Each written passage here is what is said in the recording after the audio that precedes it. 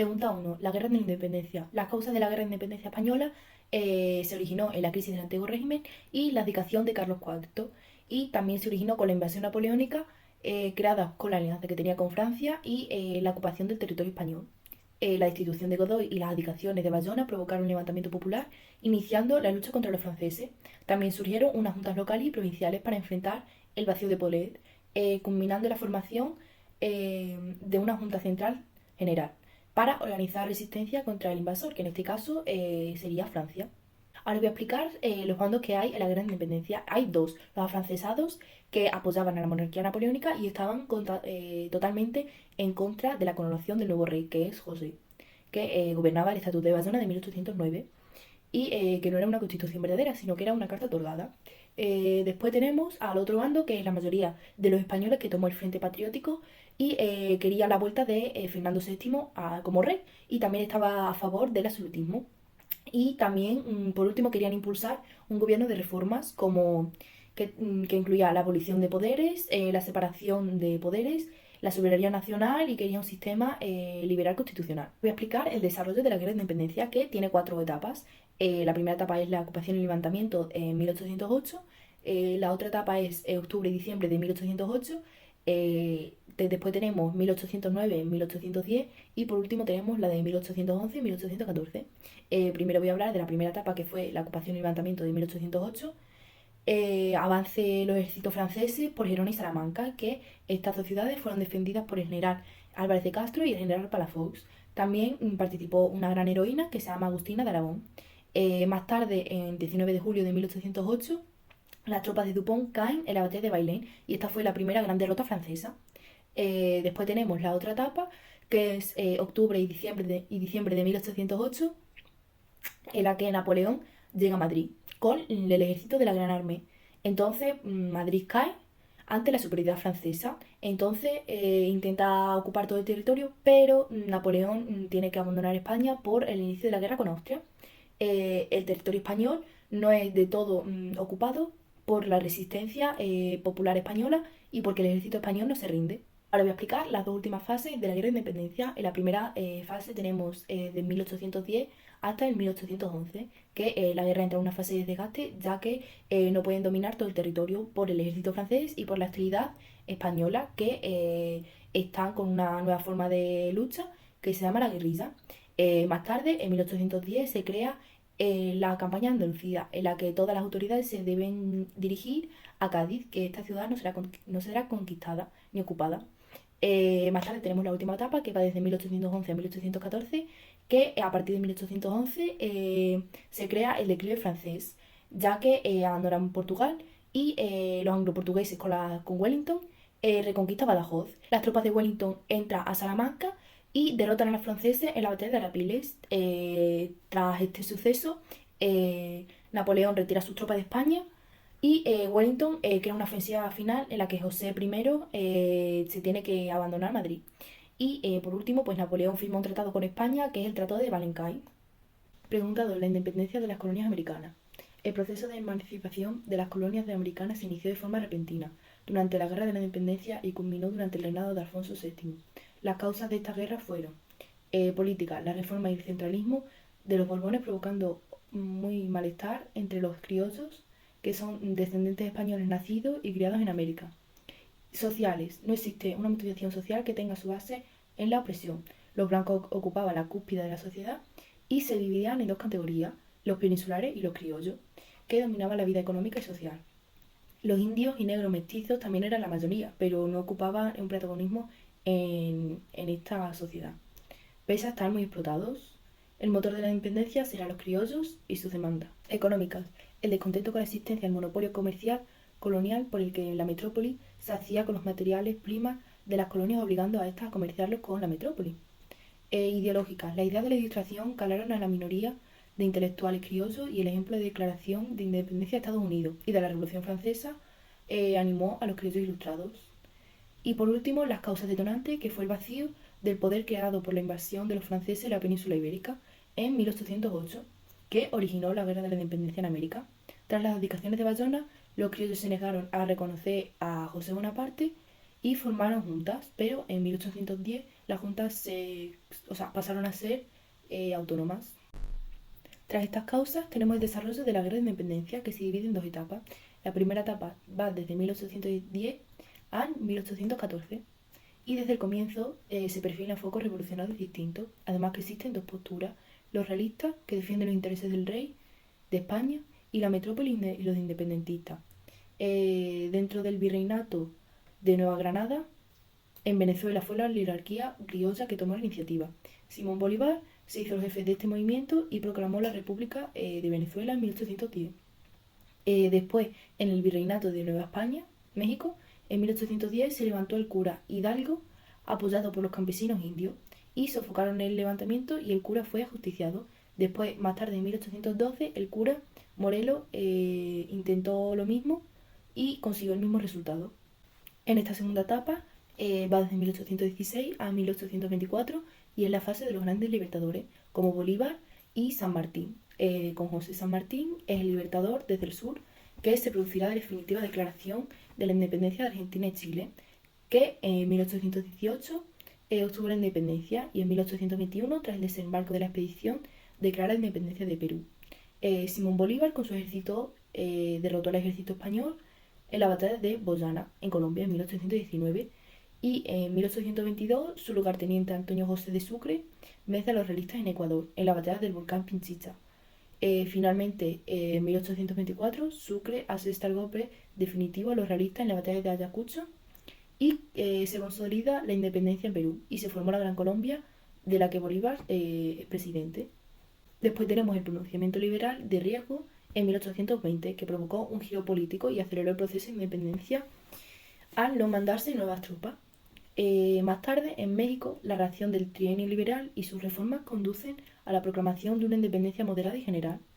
Y por último, las colonias de América Central se irán independizando para formar la República Federal de Centroamérica.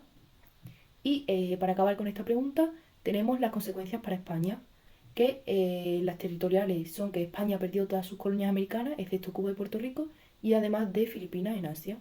Y económicas, una fuente importante de ingresos para la hacienda pública, lo que contribuye el retraso de la industrialización en España. Y por último, tenemos algunas consecuencias también de la independencia para las colonias. Las consecuencias políticas son que los intereses de las burguesías comerciales y de los grandes terratenientes conducieron al fraccionamiento de múltiples repúblicas débiles e inestables, con formas de gobierno autoritarias, y el sueño de Bolívar fue crear unos Estados Unidos, pero del sur. Y fracasó, pero pronto surgieron luchas entre los países por las cuestiones de la frontera. Y por último, las consecuencias económicas son que las clases altas criollas se identificaron con la nación, pero no promovieron el desarrollo y las condiciones de vida de los negros, indios y mestizos, que empeoraron. La independencia política de los nuevos estados no supuso la independencia económica y el dominio español fue sustituido por Gran Bretaña y Estados Unidos. La siguiente pregunta, que es la pregunta 3, trata sobre el carlismo y voy a contar el contexto sobre esta pregunta. En los últimos años de vida de Fernando VII, en octubre de 1830, nació Isabel de Borbón, que en unos meses antes del parto el rey aprobó la pragmática sanción que abolía la ley sálica de 1713, que excluía al trono de las mujeres. Así, cuando nació la princesa Isabel, fue designada como heredera al trono y Carlos María Isidro, el hermano del rey, perdió el derecho de reinar. Después, en septiembre de 1833, muere el rey y ante la minoría de edad de Isabel II, se iniciaba la regencia de María Cristina de Borbón. Después de conocerse la muerte de Fernando VII, los absolutistas iniciaron un levantamiento, armados al favor a que Carlos María Isidro gobernara en el reino, mientras que los liberales apoyaban a Isabel y a su madre, a María Cristina de Borbón. Y tras todo esto comenzaba así una guerra civil con la primera de las tres guerras carlistas. Pero antes voy a decir los ideales y los bandos que hubo en el carlismo. El carlismo se divide en dos grandes bandos, el bando carlista y el bando isabelino. El bando carlista se agruparon todos los que se oponían a la revolución liberal y tuvo el apoyo de la nobleza, gran parte del clero y muchos campesinos. Estos partidarios eran del noroeste peninsular, ya que Carlos María Isidro alentaba la continuidad de los fueros vascos y navarros, aunque también se extendió por las demás partes de la península. Además, los liberales iniciaron un proceso de desamortización que expropiaban tierras de la iglesia y comunales, privando a los campesinos de las tierras comunales, del ayuntamiento y mirando por su economía de subsistencia. En el bando isabelino, en torno a la regente de María Cristina y a su hija Isabel, se agruparon los liberales, que vieron en la defensa de los derechos dinásticos de la niña Isabel la posibilidad del triunfo de sus ideales. Después, tras estos dos bandos, se hizo un programa ideológico político sobre el carlismo con el lema Dios, Patria, Rey y Fueros. Estos son los principales elementos del programa de este programa. Tenemos la oposición radical a las reformas liberales, la defensa de la monarquía absoluta, el tradicionalismo católico y defensa de los intereses de la Iglesia y defensa de los fueros vasco-navarros, que eran incompatibles con la Constitución liberal, es decir, que hay una única ley para todos. Ahora voy a explicar las diferentes guerras del carlismo. En la primera guerra carlista se desarrolló varias etapas. En la primera etapa va desde 1833 al 35 y surgiendo las primeras guerrillas rurales del carlista Zumalacárregui trató de agrupar en un ejército. No consiguen hacerse con las grandes ciudades y muere en el sitio de Bilbao de 1835. Más tarde Ramón Cabrera se levanta en el Maestrazgo. Después, en 1835 y 1837, los carlistas Gómez y Cabrera se pasean por toda la península con acciones en Andalucía y Extremadura. El propio Don Carlos llegó a Madrid con la llamada Expedición Real de 1837 y fracasó por falta de apoyo de la presencia del ejército isabelino dirigido por Espartero. Y en 1837 al 1839 las derrotas carlistas fueron continuas y Don Carlos terminó huyendo a Francia. La guerra concluyó con el denominado Convenio o Abrazo de Vergara de 1839 y este fue firmado por Espartero y Maroto.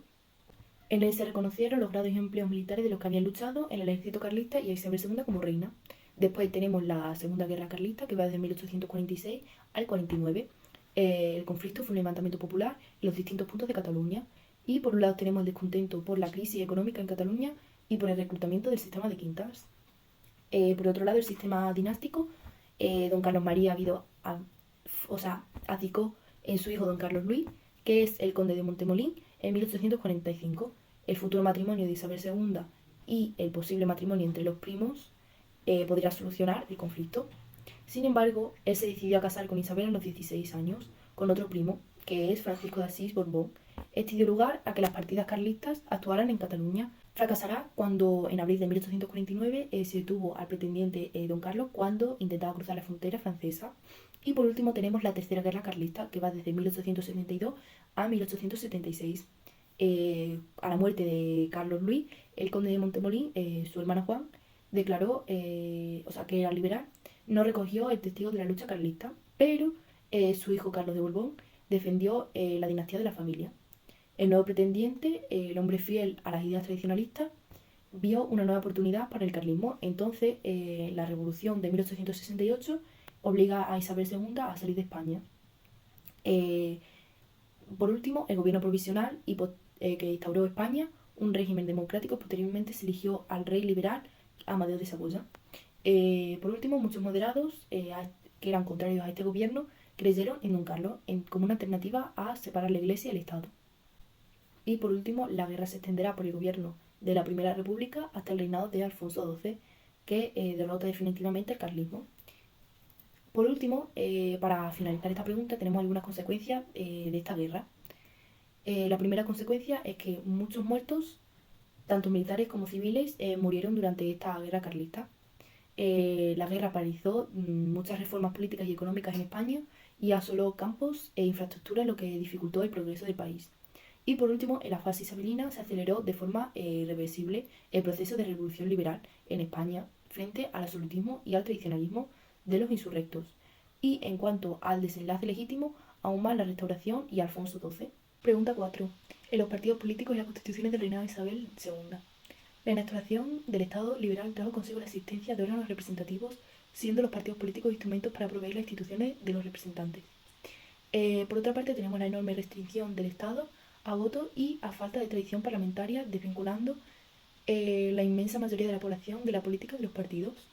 Después tenemos a los jefes de los partidos, que a menudo eran altos cargos militares, y los espadones en España. Existió una militarización de la vida política, como demuestran los constantes pronunciamientos de militares a lo largo de este siglo. Después también tenemos los dos partidos principales, serán los liberales moderados y los progresistas.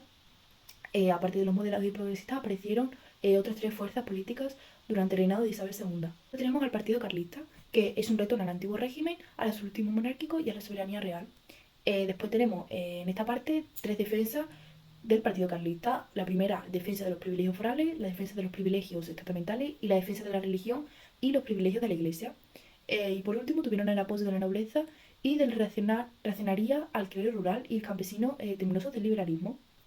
Después tenemos la Unión Liberal, que surge en la década de 1850, y su líder es Leopoldo O'Donnell. Pretendía constituirse como una opción centrista. Después también hay autores que lo definen sin ideología definida, aunque los proyectos concretos eran más pragmáticos que idealistas. Y por último, la estrategia de este gobierno se orientó hacia el mantenimiento del orden social y para minimizar la vida parlamentaria. Esta variedad política supuso que a lo largo del reinado isabelino los diferentes partidos políticos de signos sacaron adelante muchas constituciones.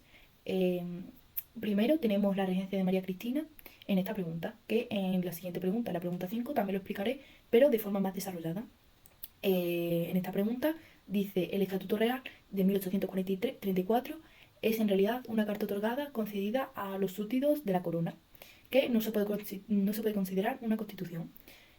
Fue un intento de conciliar el absolutismo con el liberalismo y esta constitución no contentó a nadie. Más tarde no había nada parecido a una declaración de derechos y libertades. Por eso la reina mantenía amplios poderes y la propia terminología empleada denotaba una voluntad situar del régimen del estatuto lejos de los avances de la Constitución de 1812. Más tarde, en la Constitución de 1837, un año antes, en el año 1836, provocó un descontento y varias revueltas.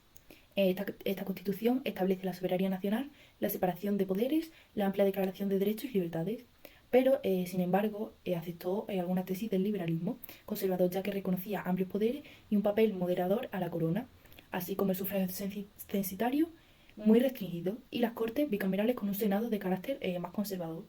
El aspecto más progresista en la eliminación de la confesionalidad católica del Estado también fue una gran característica de la Constitución de 1837. Más tarde tenemos el reinado de Isabel II, aparte de la regencia de María Cristina. La reina Isabel entra a gobernar en una constitución moderada en 1845. En 1844, durante la década moderada y al poco tiempo de ser proclamada mayor de edad la reina Isabel II, se aprueba la Constitución de 1845, que estará en vigor hasta el final de su reinado. En esta Constitución se decía el rechazo de la soberanía nacional y el establecimiento de la soberanía compartida entre la corona y las cortes. También tenía unos amplios poderes de la corona, es decir, el poder ejecutivo, además de la facultad de nombrar ministros y disolver las cortes y elegir el senado. Confesionalidad y exclusividad de la religión católica, sometiendo a los ayuntamientos a la administración central y la restricción de las libertades. Como ya he dicho, también está la restricción de las libertades y por último el sistema bicameral con el Senado elegido por la reina. Durante el bienio progresista de 1854 y 1856 se inició una nueva constitución que no llegó a promulgarse. Y por último tenemos la Constitución Progresista de 1856, que en la etapa de la Unión Liberal de O'Donnell se instaura de nuevo la Constitución moderada en 1845. Más tarde, en 1868, la Revolución destrona a la reina, finalizando este periodo isabelino. Pregunta 5. Las etapas y el reinado de Isabel II. Empieza con la regencia de María Cristina y después voy a contar también todo el gobierno de la reina de Isabel II. Primero empiezo con la regencia de María Cristina, que empieza con la muerte de Fernando VII en 1833, que dejó atrás la década absolutista, y la reina Isabel, que era menor de edad, afronta sus primeros años de reinado bajo la tutela de su madre, la regente de María Cristina de Borbón. El inicio de su reinado va a intentar conservar todos los derechos absolutos que su marido había defendido durante su reinado, pese a la difícil situación política. Después, tras quitar la ley sálica, los carlistas se alzaron en armas y la regente, en una posición difícil para buscar apoyo de los liberales, empezó su Estatuto Real de 1834. La regencia destaca los gobiernos y reformas liberales, como el de Mendizábal. Durante este periodo se activó la desamortización y a lo largo del proceso histórico de corte económico iniciado a finales del siglo XVIII. También en la regencia de María Cristina Esta puso las tierras y bienes en el mercado que hasta entonces no se podía enajenar y que se encontraba en poder de llamada la Mano Muerta. Mendizábal desamortizó principalmente las propiedades eclesiásticas y también pretendía sanear la hacienda pública para afrontar la guerra carlista y crear una clase media favorable a los progresistas. Al final de la regencia de María Cristina de Borbón se proclama una nueva constitución de 1837. Dentro de esta regencia también está la regencia de Espartero, que va desde 1840 a 1843. El general Espartero se hará cargo de la regencia y fue el héroe de la guerra de las colonias de la independencia contra los franceses. También fue protagonista del abrazo o convenio de Vergara y también acabará con la primera guerra carlista. Sin embargo, no brillará como político, sino como militar. Y esta regencia durará solo 3 años, acabando con un pronunciamiento militar. Voy a hablar sobre el reinado de Isabel II, que se divide en varias etapas. La primera etapa es la década moderada, que va desde 1844 a 1854. Y primero, Isabel II se considera mayor de edad con 13 años y se casa con su primo Francisco de Asís a los 16. El general Narváez fue una gran figura de los moderados, ya que desarrolló unas políticas de férreo que controlaba el orden. También era centralizadora y también reducía las libertades y se potencia el acercamiento a la Iglesia. Algunas de las medidas que concretan esta política son, uno, la creación de 1844 de la Guardia Civil y el Banco de España, la ley del Ayuntamiento de 1845 que reforzaba el centralismo. Más tarde tenemos una nueva ley electoral muy restrictiva y por último el concordato con la Santa Sede de 1851. Además, uno de los instrumentos fundamentales de la política moderada será la Constitución moderada de 1845. Una de las características de esta Constitución es el rechazo a la soberanía nacional y el establecimiento de la soberanía compartida de la Corona y las Cortes. Los amplios poderes de la Corona, el Poder Ejecutivo, además de la facultad de nombrar a los ministros, disolver las Cortes y nombrar el Senado. Otra característica es la limitación del poder de las Cortes por legislativo, la confesionalidad y la exclusividad de la religión católica, la restricción de las libertades, la restricción del sufragio y por último tenemos que el sistema bicameral con el Senado elegido por la reina. Para acabar con esta etapa del reinado de Isabel II, tras 10 años de gobierno, generó mucho descontento y esto se iba a unir a la revolución de 1854, en la que el general Donner dio un pronunciamiento militar llamando la Bicalmarada, en las afueras de Madrid. Este pronunciamiento militar fracasó y llevó a la redacción del manifiesto de Manzanares, que lo llevaron los moderados y recogían algunas propuestas. Otra etapa del reinado de Isabel II es el bienio progresista, que va de 1854 a 1856. Tenemos que con el liberal Espartero, en la presencia de gobierno, inició una redacción de la nueva constitución que no llegó a promulgarse de todo. La constitución non nata de 1856, que recogía los principios progresistas de la soberanía nacional, amplia de declaración de derechos, tolerancia religiosa, etc. Más tarde, la oposición que encontrará el nuevo gobierno y a su reforma vendrá por parte de los conservadores, que intentarán impedir cambios profundos y las reformas económicas que encontrarán la posición de un movimiento obrero. Más tarde saldrá la desamortización municipal de Madoz en 1855, que desamortizaba los bienes propios y del común del ayuntamiento y la ley del ferrocarril de 1855. Más tarde se inicia el gobierno de la Unión Liberal, que es el gobierno largo de O'Donnell, que va desde 1858 a 1863. En la última etapa surge un nuevo partido, que es la Unión Liberal Centrista, como ya he dicho antes. En esta Unión Liberal Centrista pretendía mantener la distancia entre moderados y progresistas, aunque al principio era una época de cierta estabilidad y cierta prosperidad, se da un gran impulso a la construcción ferrocarril. El contexto económico, social y político se complica, entonces el gobierno intenta disimularlo con una política de prestigio a nivel internacional. España inició una serie de operaciones militares y políticas que pretendían exaltar el patriotismo y el honor nacional, algunas con éxito como el PRI en la toma de Tetuán en la guerra de Marruecos, pero la mayoría serán fracasos. Del 63 y el 68 se dan otros gobiernos y finalmente en 1868 acaba el reinado de Isabel II. Como ya he dicho, en septiembre de 1868 se produce un hecho que sin precedentes en España. Le quita la corona a la reina y esta se debe de exiliar a Francia. Y una de estas causas es la grave crisis económica que azotaba a todo el país y la crisis de subsistencia. La tendencia de la reina también favorece a los gobiernos moderados y también marginaban a algunos grupos políticos. Después tenemos otra causa, es la mala gestión de la reina, ya que era adolescente y a menudo pues era mal aconsejada por las cortes. Y por último, de estas causas es que la oposición se organizaba y firma el pacto de Ostende. Punta 5. El diseño democrático entre 1868 y 1874. En septiembre de 1868 se produce un hecho sin precedentes en España, que se llama la Septembrina o la Revolución de la Gloriosa, que obliga a Isabel II a exiliarse a Francia. Algunas de estas causas son la grave crisis económica que azotaba el país y la crisis de subsistencia, la tendencia a que la reina favorezca los gobiernos moderados y a la marginación de grupos políticos. La oposición se organiza y firma el Pacto de Ostende en 1866 y en 1868 en Cádiz. Y Prim y Topete inicia una revolución que durará hasta el fin del periodo. Se inicia el diseño democrático entre el reinado isabelino y la restauración que se desarrolla desde el triunfo de la Revolución de septiembre de 1868 hasta el pronunciamiento de diciembre de 1874. El diseño democrático se divide en varias etapas: el gobierno provisional, el reinado de Amadeo de Saboya y la Primera República. El gobierno provisional es un conjunto de problemas que va desde 1868 a 1874. La Junta hace una serie de elecciones por sufragio universal masculino y se forma una coalición entre progresistas, unistas y demócratas, que este grupo empiezan a gobernar en todo el estado. Y también se les unen los republicanos y los carlistas.